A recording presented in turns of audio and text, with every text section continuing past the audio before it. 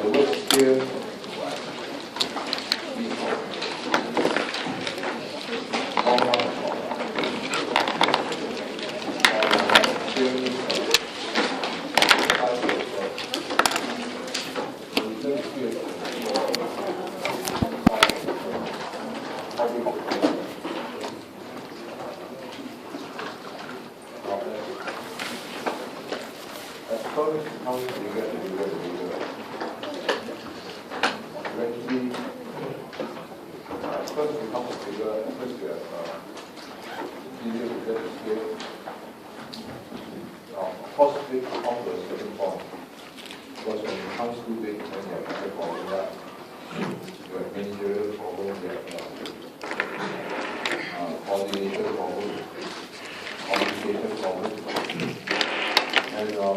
organization becomes bigger.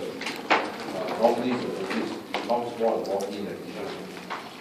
Because there are more people, first thing, have more trouble function. Right, so people spend most of the time doing politics. The organization gets larger. So that's very normal. As the size of the firm gets bigger and bigger, you see after a while, there will be increasing return to scale. Okay, so return to scale refers to the size of the firm. When the firm, if they produce, they not only increase labor. Now, short run is different. Short run is, we always assume that one input is fixed. Whereas long run, we assume that all the inputs are variable. So when the firm wants to produce more, they will double their labor expenses. Even more, increase labor expenses by 3 times, even more 100 times.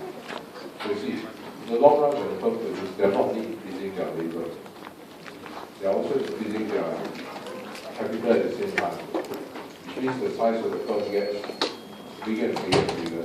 And that's why in the long run, we talk about return to scale, the size of the firm. They are increasing both your labor and the size of the firm. So return to scale is the long run phenomenon, where all input are increased together by the same amount.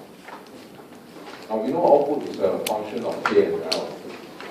Right. Of course, if you increase all your input together by T times, of course T is greater than 1.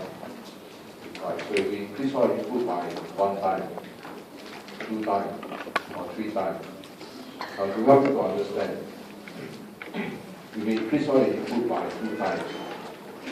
In 2 times, that means T equal how much? If we increase our input by 2 times, T equal how much? 2. Then you can see that means capital will increase by 2 times. 2 times K.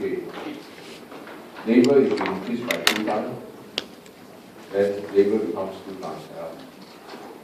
Now, the output still be the same. This is the output that you use K and L to produce. Now, once you increase your K and L by 2 times, the output will be higher. So it will not be Q anymore, it will be Q1. Right. So, now, normally when you increase your input by 2 times, output rise by how much time? By right, if we increase all your input by 2 times, the output should rise by 2 times. By right. Now, what happens if output rise by 2 times? If you increase all your input by T. So if output rise by 2 times, then you have constant return to scale. Okay? So you increase all your input by T. Now naturally we expect output to rise by T. Okay, so we rise by T times proportionality. So that's what it means by constant return to scale. No net gain, no net loss. Now, but if you increase all your input by T time, what happens is Q1 is greater than T cubed.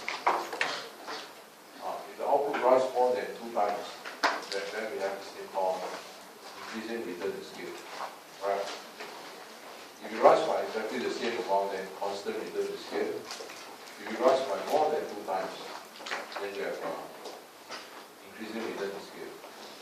Now, but if your Q1 runs by less than TQ, that means you have increasing return to scale. Understand? Increase your input by 2 times, output only runs by 1 time. So all the workers, what they do, that means they must be spending a lot of time working very hard to break all the things. Right? And in big organization, this will always happen. Okay? Because human beings are very complex. Every human being are created to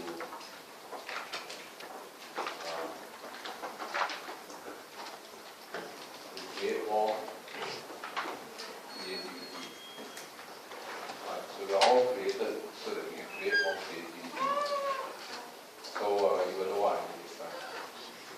So when you find an organization becomes larger, you spend a lot of time, more problem on communication, management, more problem on politics. So that's why output rise by lesser amount. It should rise by the same proportion. Okay, so how do we test whether a production function has increasing return to scale or decreasing return to scale?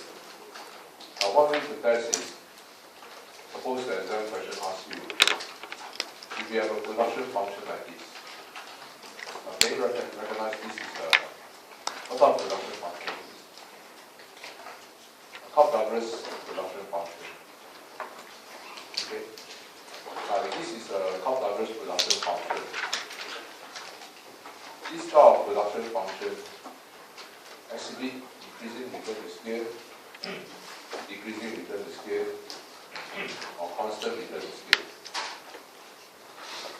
What type of return to scale do we have here? Very simple.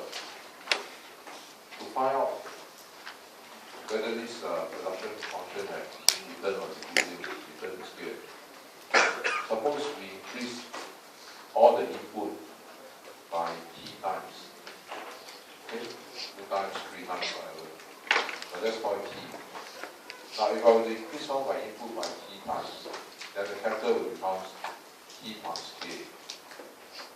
And the label will now not become L, t times L. It will increase all by 10 times, whatever.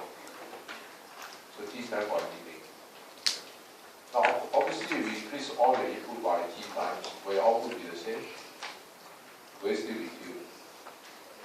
Possible, right? It should be higher Q1.